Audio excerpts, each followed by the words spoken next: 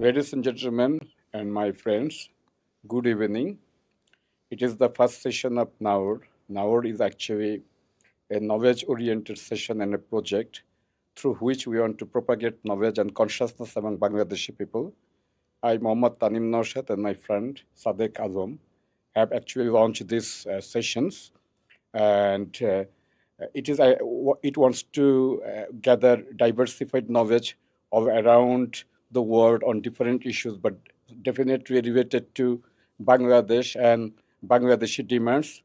From this particular sequence, we have invited a renowned scientist on environment. We can call environmentalist. He is a Chilean but based Princeton University.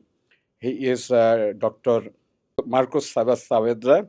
Uh, at first, I want to introduce him to the Bangladeshi people, but at the same time, I will tell him to tell us something about him, his childhood, the country he has been born. I'm in Chile, and thereafter he went to different countries for his education, and now he is carrying out his postdoctoral research.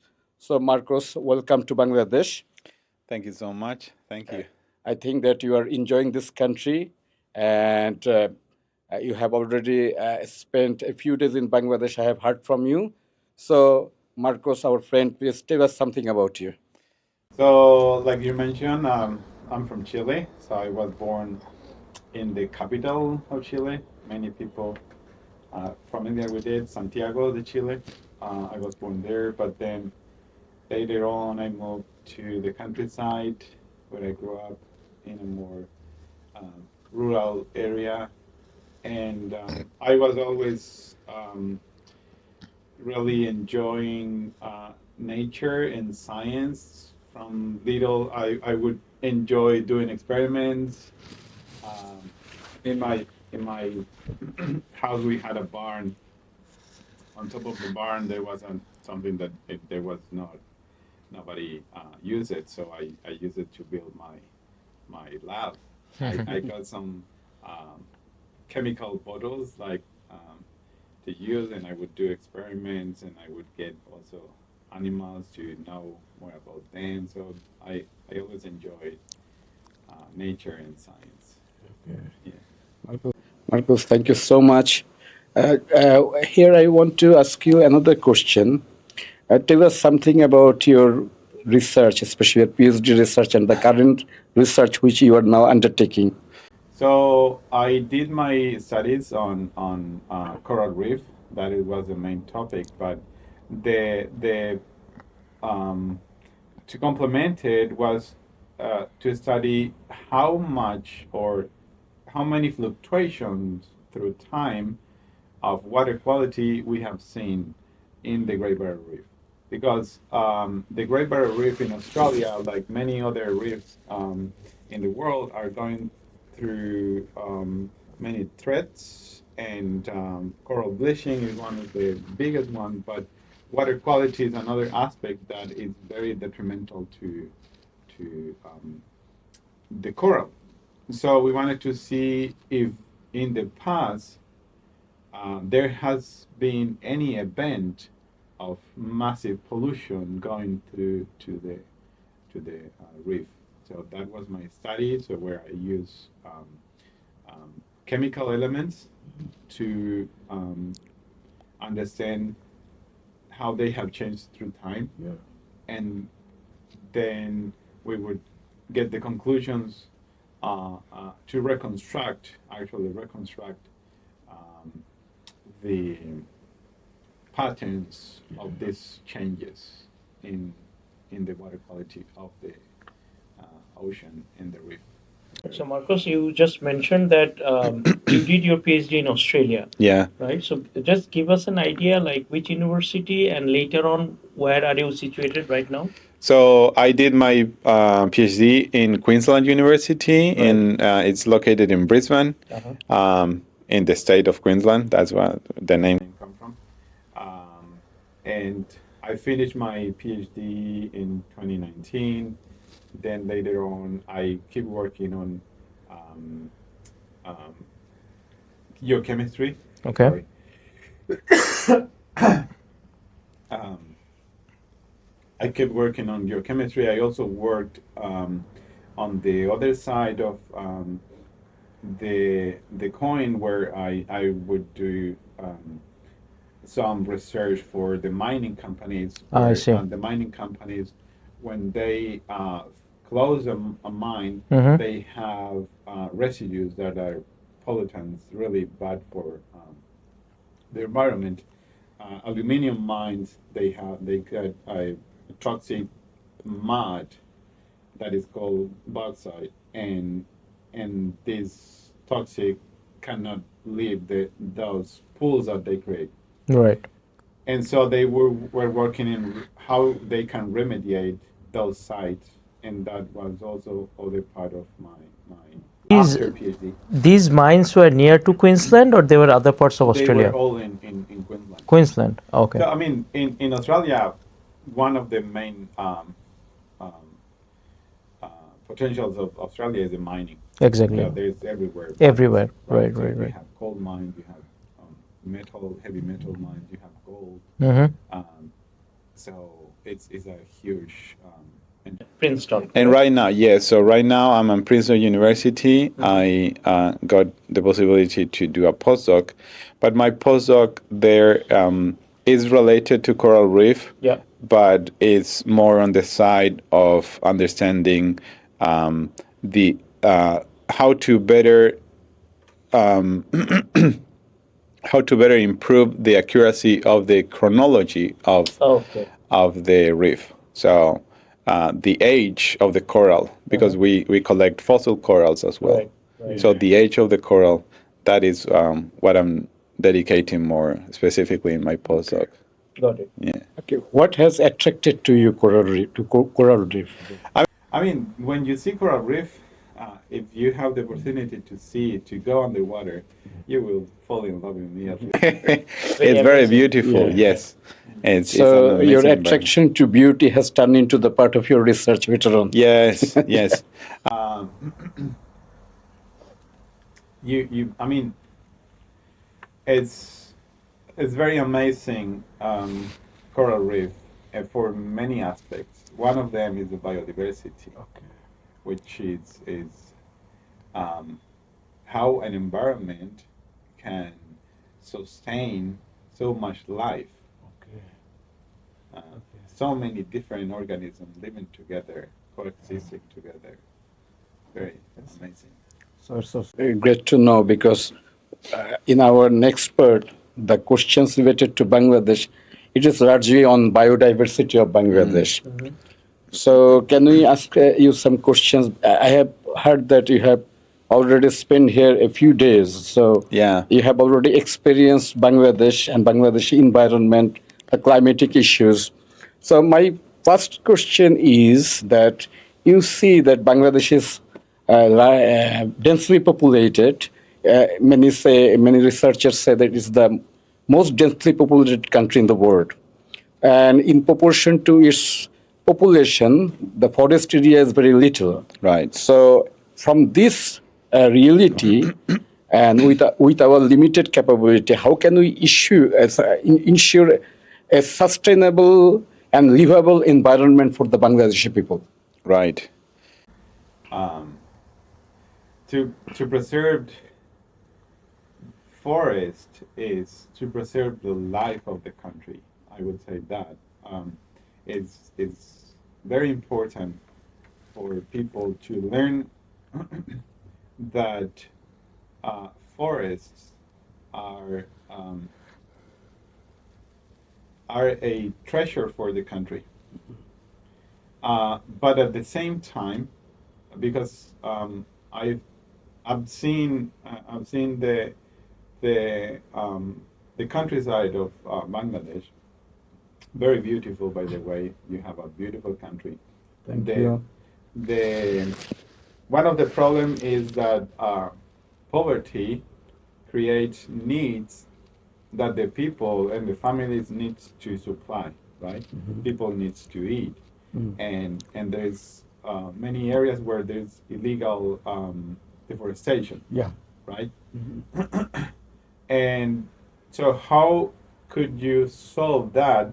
Because the urges, I mean, it's more important for a family to have food for the day or for the True. tomorrow rather than thinking in a forest that is not helping much, right? I mean, you are meaning that poverty alleviation is Yes. related to the to solving the Well, environmental problem of Bangladesh. no, I'm not saying that, but I'm saying that um, let's say deforestation, Yeah. right? Deforestation, illegal deforestation.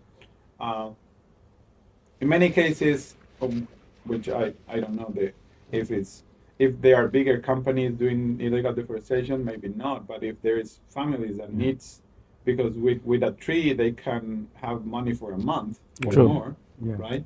Yeah. Cutting down a tree, Yeah. they can have money for a month. What? How can you deal with those dilemmas basically as a country, right? Now, in terms of policies or in terms of initiatives that the government can have, there could be some initiative that could lead to the creation of jobs for people that is in those dilemmas. Mhm. For example, if you create a protection for forests, so if you would pay some people uh, for protecting the forests, or if you could create incentive on green business, green initiatives, um, those would limit people into cutting down the forest, right? Okay. But everything in any country is a multi-level task. So it cannot be only that, right? Um, then the government also has to do the part in a more complex way where you have to develop policies, Yep. right, for companies, for industries, right? Yep. And then education. Universities play a huge role in this, how you can educate people. Yep. Um, and let's see, there are, well, many other aspects that we could think. But I would say that education play a huge role. We came to Bangladesh for, I came to do teaching in agriculture, sustainable agriculture. And, but when I was teaching the students, the students were amazed to understand that the soil has a biology that is one of the most important roles for the plant to obtain nutrients, Yep. right? So the biology, but that knowledge is not passed down in schools. True. So right, so including in the curriculum more about biodiversity, more about climate change, Mm-hmm. more knowledge on that sense would help. Um, Government also could give initiative to the universities to do hard research, right? I don't know. Do you know, like the funding, how much money is government? The research funding is very negligible when it comes to research funding in Bangladesh. Yeah. In fact, this is the reality of global south, that the governments and the bureaucracy, they don't put enough emphasis and investment in education, Right. including higher research. Yeah. So that's a problem, and that's why we experience a high level of brain drain, meaning brilliant students from country like Bangladesh, they get good scholarship abroad, and they Right. will go and do that research They in leave. European universities, US universities, you know. So Yeah. yeah, you got a very good point that from the education level, the policy has to be that these consciousness has to be Yeah. embedded in the education from bottom up. Yeah. Yeah. Yeah. And if you, because in a more immediate term, if you um, if the student and universities uh, learn to love their country, Mm-hmm. they will create initiatives, Exactly. um, and they will create ways to develop, learn more about sustainability. Mm-hmm. So Other countries, the other countries have, um, instead of using forests, other countries have the possibility to grow gardens in cities Yeah. on roof, Yeah. right? Maybe this is not applicable to here, but um, it cannot be seen as a short-term investment. Yeah. It cannot be seen as a one solution. It has to be seen as a long-term solution where Correct. you work educating from the youngest to the oldest. Yeah. So thank you, Marcos. Our second question is also related to biodiversity. And you know that we have the biggest mangrove forest of the world, Sundarban. Yeah. And it is also the habitat of diversified species, flora and fauna. But some plants already been implanted over there, like Rampal power plant and Orion power plant. And many researchers and scientists say that these were implanted over there without speculation. Therefore, our biodiversity, many species are now in danger or can be endangered very soon.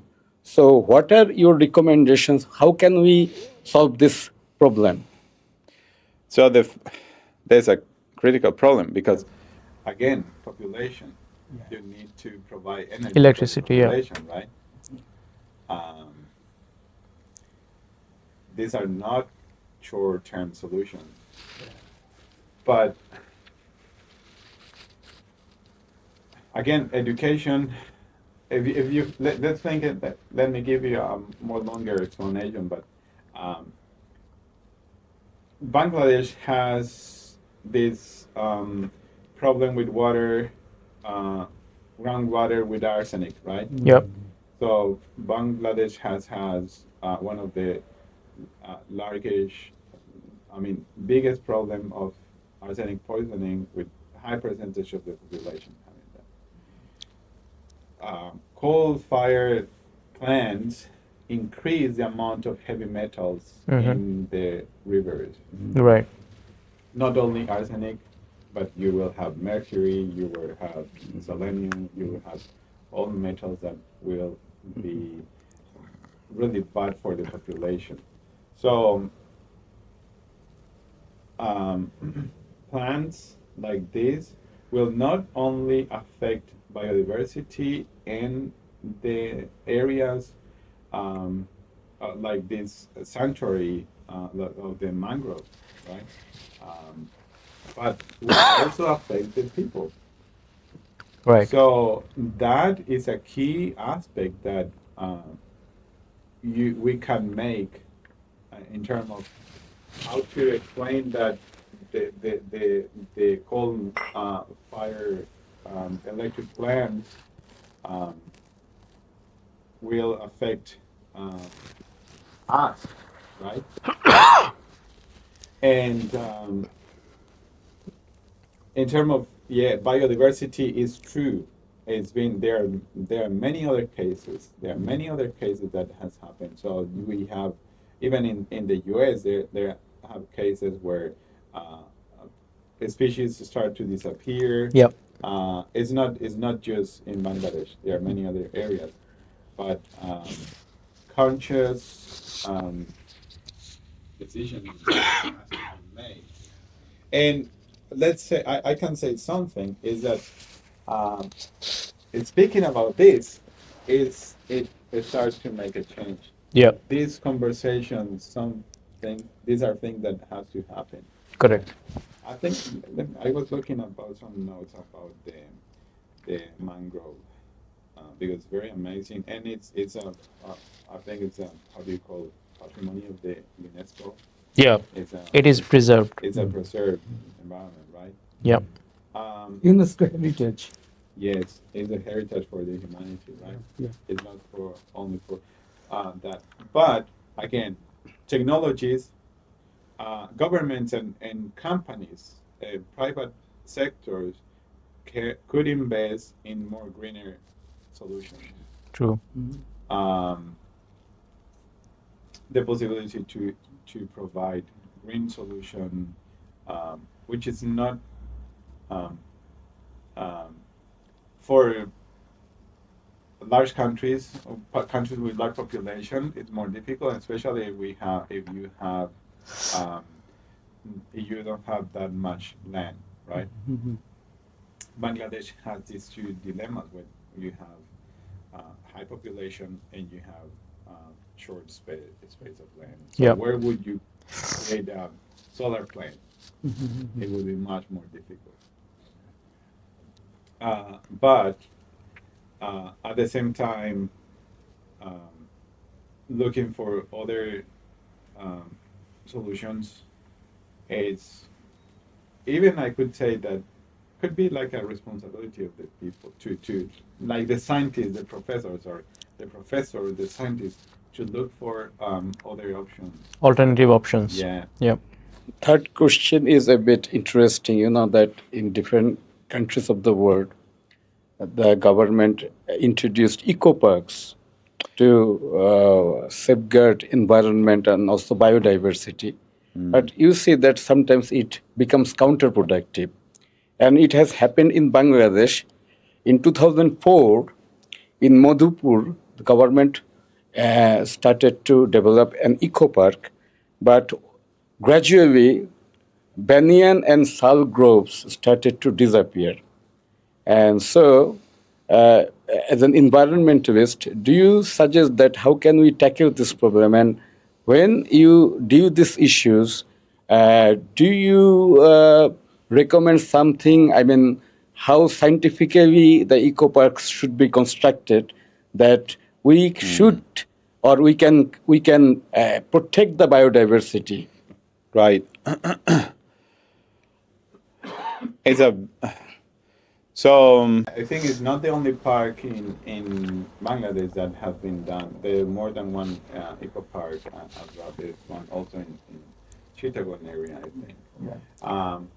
It didn't only affect did not only affect biodiversity, also affect indigenous communities as well, Yeah. right? Um, the solution is not closing down the park, but to make the amendment the right amendment. Let me give you an example that Australia do a lot. They do rehabilitation of dunes in the beach, so the sun is not lost, and they close down areas where people cannot walk through, right? So eco park could be modified that way. Yeah. Cleaning of the um, the cleanliness of the park is also important because you can introduce invasive species just by walking the park. We did a research. I did this research with the students in secondary school. I was teacher in Chile. We did this research in national parks in Chile.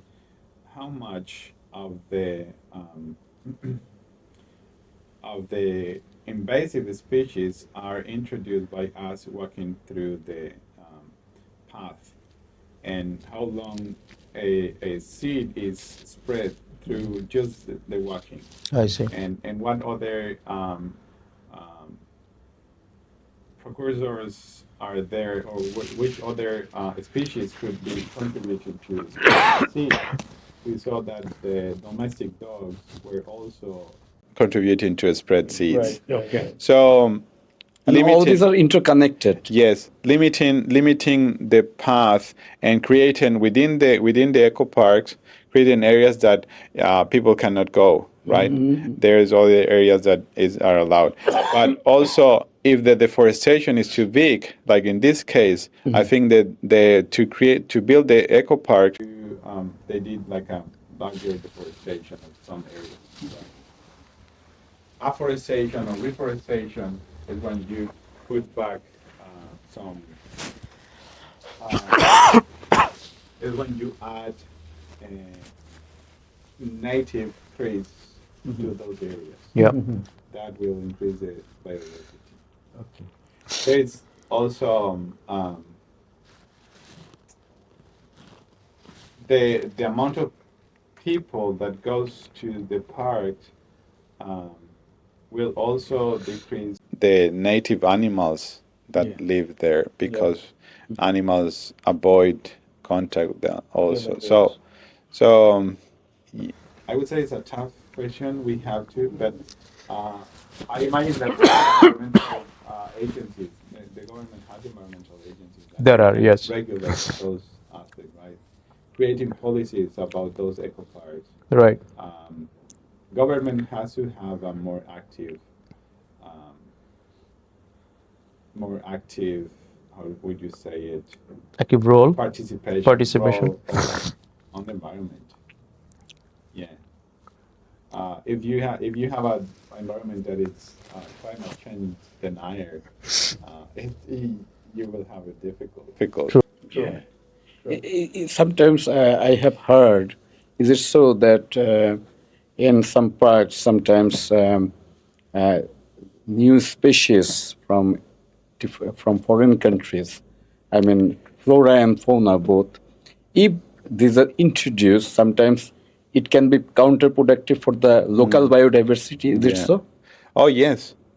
Um, well, you are in a continent where species of animals in different countries for a long time. Yeah.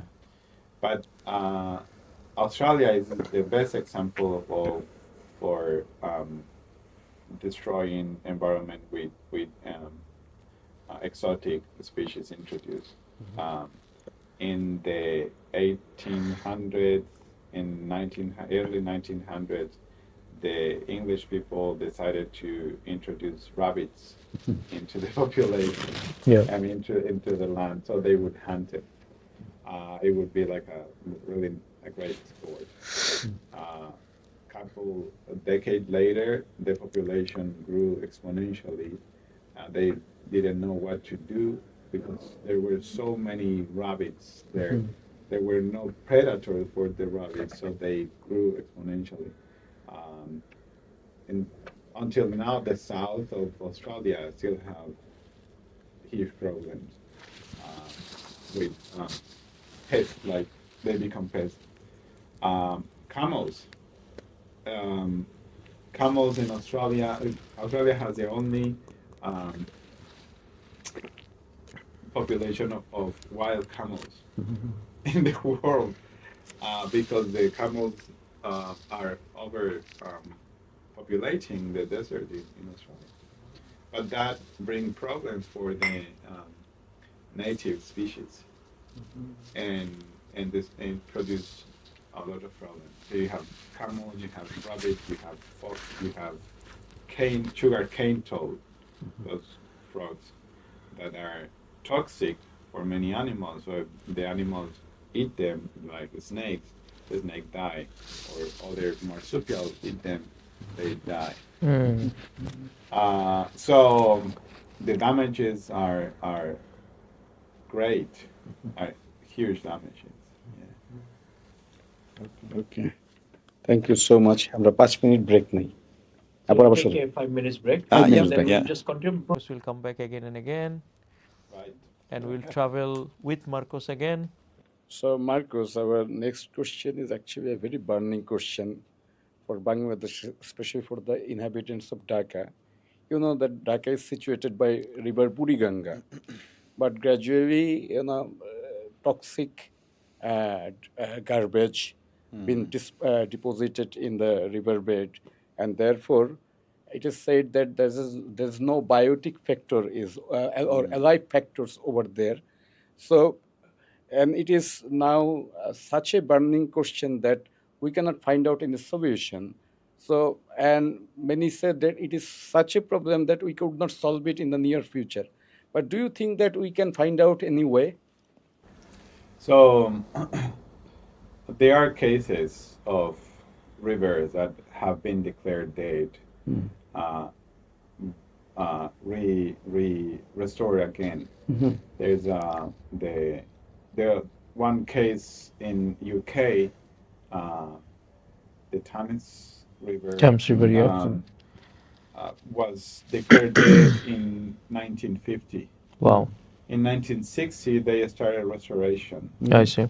Um, the main point is to clean the waters, right? So you Yeah. all the residues um, from the sewer has to be stopped.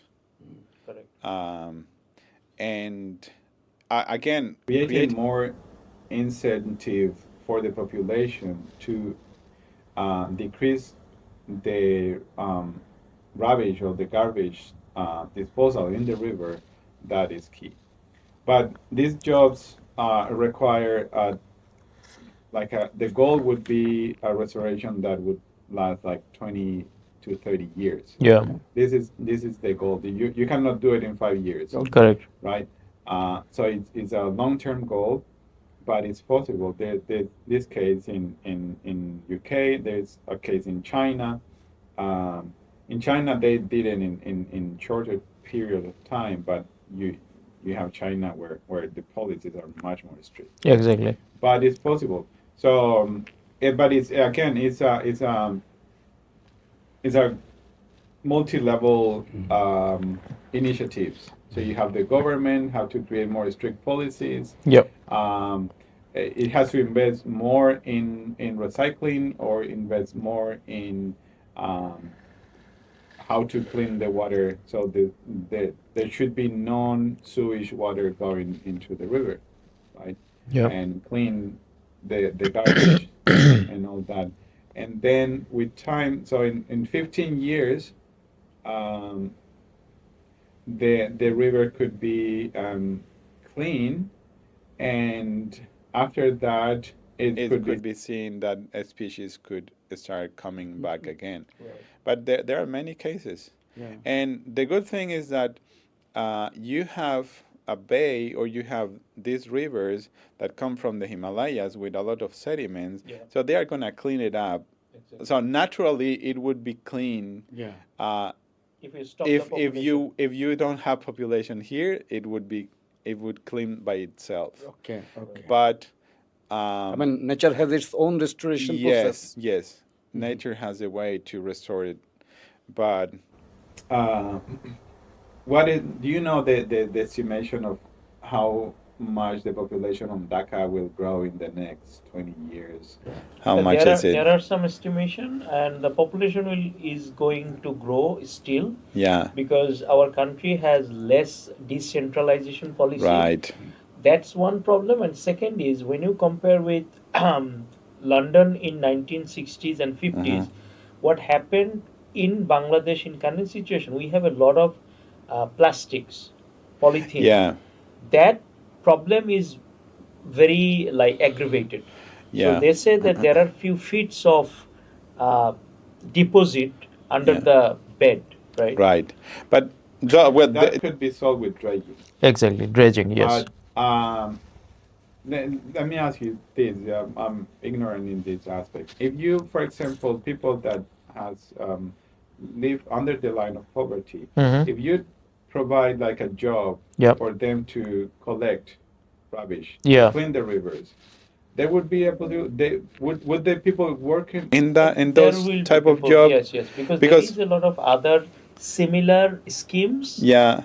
active in the city. People Okay. do collect those Yeah. things, you know. So here's where I would see business for companies that Right. that they could work, like private companies having a garbage system where Right. they could Collect. Exactly. collect it, and then government could Buy it out. subsidize Subsidize. those Yeah. type of business.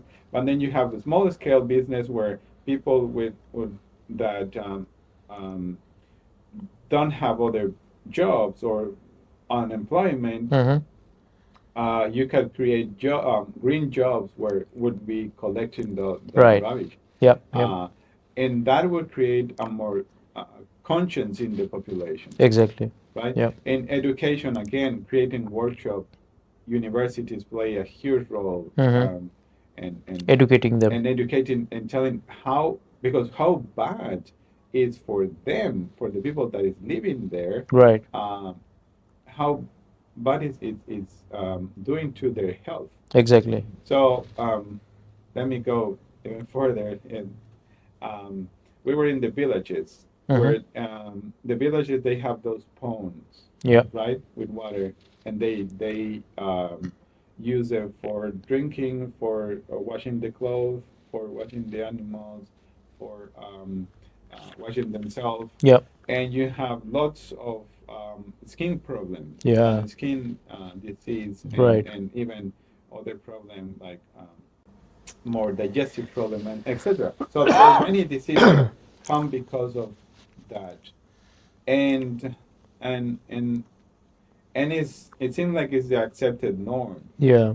But then education here plays a role. How you can create a more conscience and show them, for example, the microbes that are living there, Right. how damaging they are. Yeah. So, as a professor, uh, I feel that we have a responsibility to tell the people the real consequences Yeah. of those type of habits, right? Correct. So we have come to the last question, Yep. the probable last question. This question is a bit technical. I have already informed my crew that we are damaging our biodiversity, but it is not because of solely for Bangladeshi responsibility. We know that we share water with India, and most of the water sources are situated in Himalayas and some other parts of the highland, and this carry actually toxic stuff. I mean, from China and India, and they get deposited to Bangladesh. And at the same time, I mean, it is actually a joint question. And you see that multinational organizations or multinational companies, they also damage environment. We have informed about Tangrativa gas plant and so forth. So these things could not be solved only by Bangladesh alone. So I am not sure that in the environmentalists face this political issues as well or not. But we know that in the modern world, all issues are actually overlapping. They are connected, Interconnected. Right. interconnected. So hence, as an environmentalist, as when you go to deal this issue in a pragmatic field or practical field, definitely you face this problem. So from this point of view, do you have any suggestion for Bangladeshi people and Bangladeshi government? It's tough decision because all the environmental problem, I mean, the environmental responsibilities don't fall only on Bangladesh. Yep. That is the main aspect. Yeah. But I would say that there are maybe two ways to tackle a problem like this is through international agencies, right?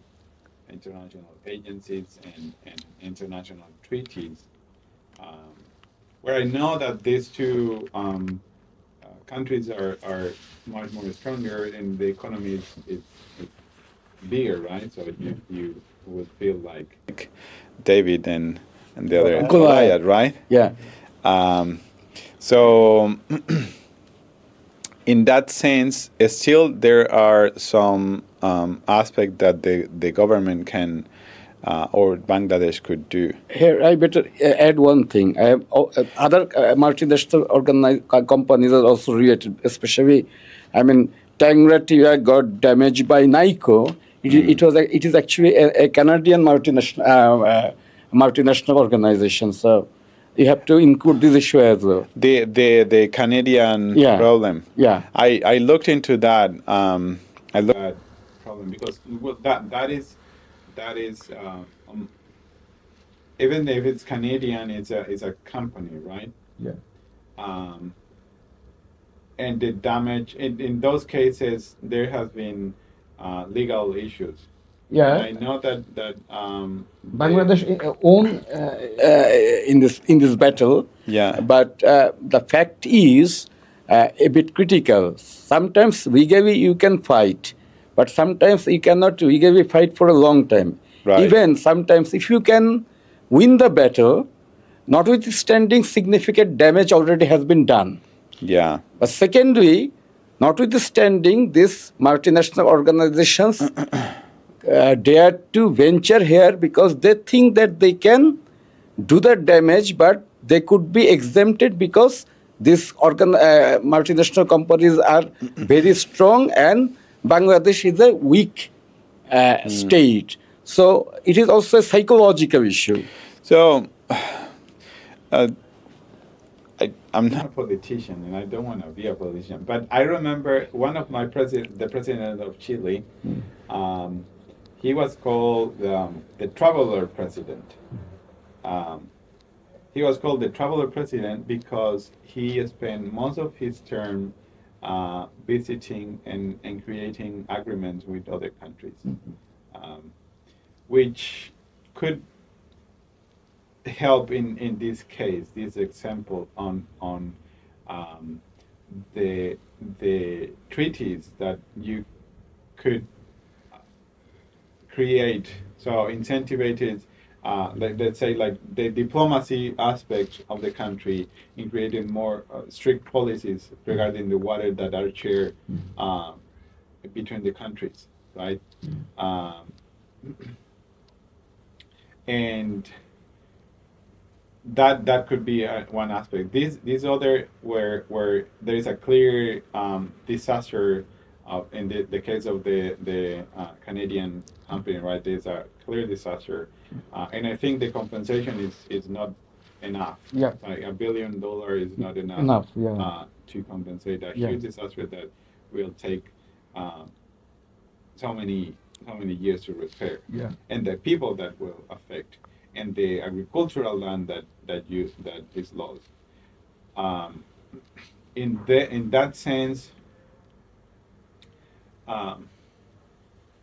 I feel like the more that we make our voice heard by others, the more possibility we have to find empathy with other countries, where it would make a much bigger effort in getting the right compensation, I think. Right? So, in terms of, again, the voices of science, the scientists, the professor, the people that is pro environment, the more that they make their voice known, will help Yep. to create policies in the government.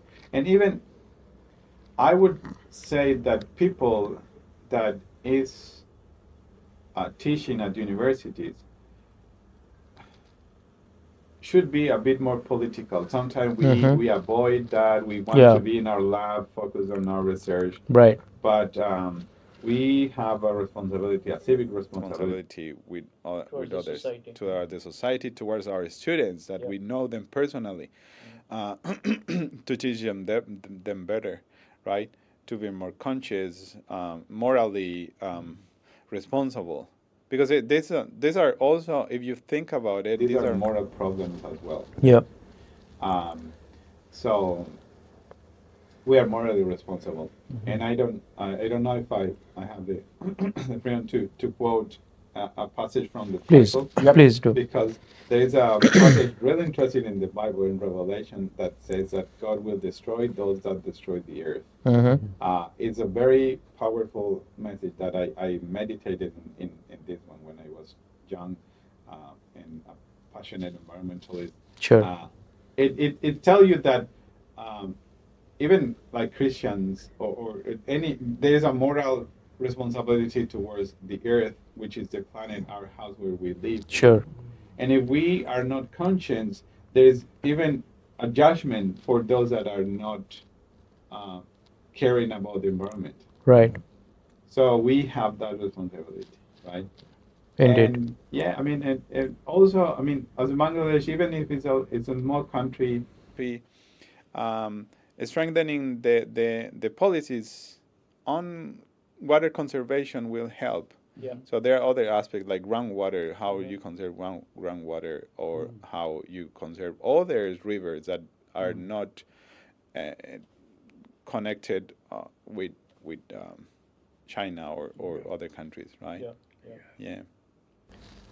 But we have high responsibilities as um, scientists. Sure. Yeah. So with that, we would like to thank Marcos for your time, Thank you and we so hope much. you have enjoyed your time in Bangladesh, Yeah. and we look forward you to visit many more times. Yes, definitely. So We really So, loved. so thank you, Marcos Saavedra, for your coming to Bangladesh. We expect you next time Uh-huh. for a larger interview because we can be benefited from your knowledge if you share with us and your expert advice. Ladies and gentlemen, and my friends, next time we will appear again with another expert on another subject matter that could focus on different issues successively which are related to the betterment of Bangladesh. Thank you so much. Good evening. good. Bye bye.